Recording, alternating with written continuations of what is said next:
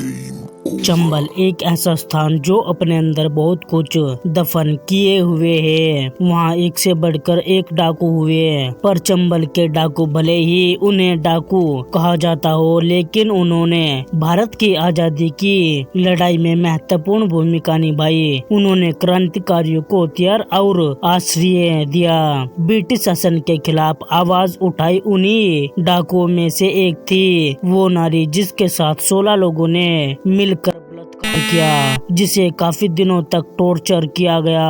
उसका पति भी उसको छोड़कर भाग गया। फिर उसके बाद जन्म हुआ चंबल की रानी कही जाने वाली फूलन देवी का। इसी घटना के बाद एक आम सी महिला डाकू बन गई। आखिर क्या थी इसकी असली स्टोरी, आइए जानते हैं आज की इस वीडियो में। चंबल के भीड़ों से संसद तक 80 के दशक में फूलन देवी का नाम फिल्म शोले के गब्बर से भी ज्यादा खतरनाक बन चुका था। कुछ महिलाओं को फूलन देवी की धमकी और मिसाल देते अक्सर सुना जाता था। कहा जाता था कि फूलन देवी का निशाना बड़ा अचूक था और उससे भी ज्यादा कठोर था उनका दिल।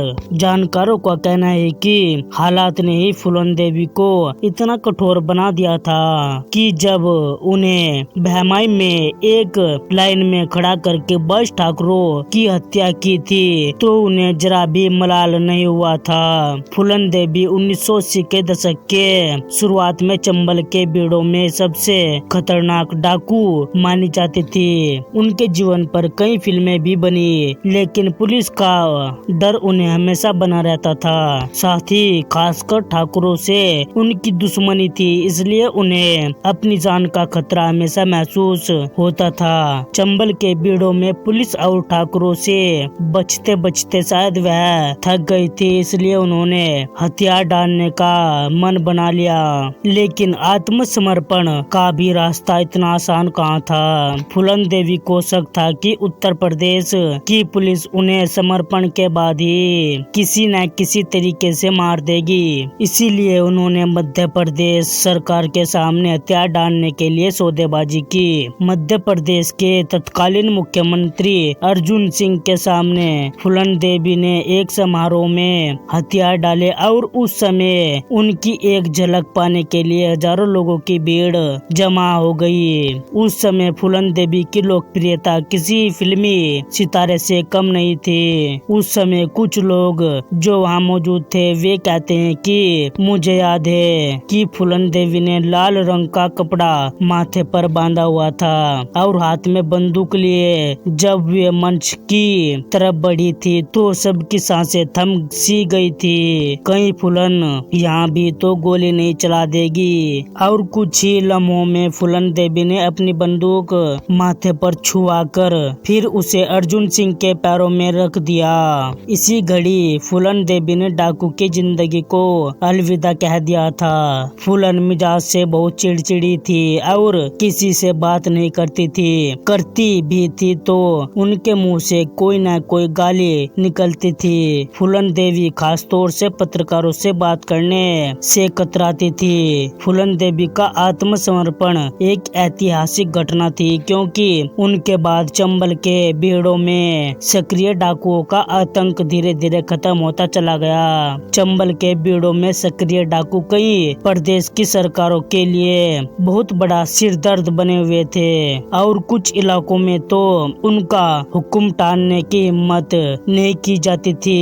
आखिर फूलन देवी डाकू से संसद और फिल्म तक कैसे पहुंची? फूलन देवी ने 1983 में आत्मसमर्पण किया और 1994 तक जेल में रही। इस दौरान कभी भी उन्हें उत्तर प्रदेश की जेल में नहीं भेजा गया। फिर 1994 में ही जेल से रिहा होने के बाद वे 1996 में सांसद चुनी गई। समाजवादी पार्टी ने जब उन्हें लोकसभा का चुनाव लड़ने के लिए टिकट दिया तो काफी हो हल्ला हुआ कि एक डाकू को संसद में पहुंचाने का रास्ता दिखाया जा रहा है। 1994 में उनके जीवन पर शेखर कपूर ने बेडिट क्वीन नाम से फिल्म बनाई, जिसे पूरे यूरोप में खासी लोकप्रियता मिली। फिल्म अपने कुछ दृश्यों और फूलन देवी की भाषा को लेकर काफी विवादों में रही। फिल्म में फूलन देवी को एक ऐसी बहादुर महिला के रूप में पेश किया गया जिसने समाज की गलत प्रथाओं के खिलाफ संघर्ष किया। फूलन देवी का जन्म उत्तर प्रदेश के एक गांव में 1963 में हुआ था और 16 वर्ष की उम्र में ही कुछ डाकुओं ने उनका अपहरण कर लिया था। बस उसके बाद ही उनका डाकू बनने का रास्ता बन गया था और उन्होंने 14 फरवरी 1981 को बहमई में 22 ठाकुरों की हत्या कर दी थी। इस घटना ने फूलन देवी का नाम बच्चे बच्चे की जुबान पर ला दिया था। फूलन देवी का कहना था कि उन्होंने ये हत्या बदला लेने के लिए की थी। उनका कहना था कि ठाकुरों ने उनके साथ सामूहिक बलात्कार किया था, जिसका बदला लेने के लिए उन्होंने ये हत्या की। क्या फूलन देवी ने उस समय सही किया था या गलत? आप अपनी राय कमेंट में जरूर बताना। और हाँ, क्या आपको फूलन देवी के इस संघर्ष के बारे में पहले पता था या नहीं, ये भी कमेंट में जरूर लिख देना। Thanks for watching.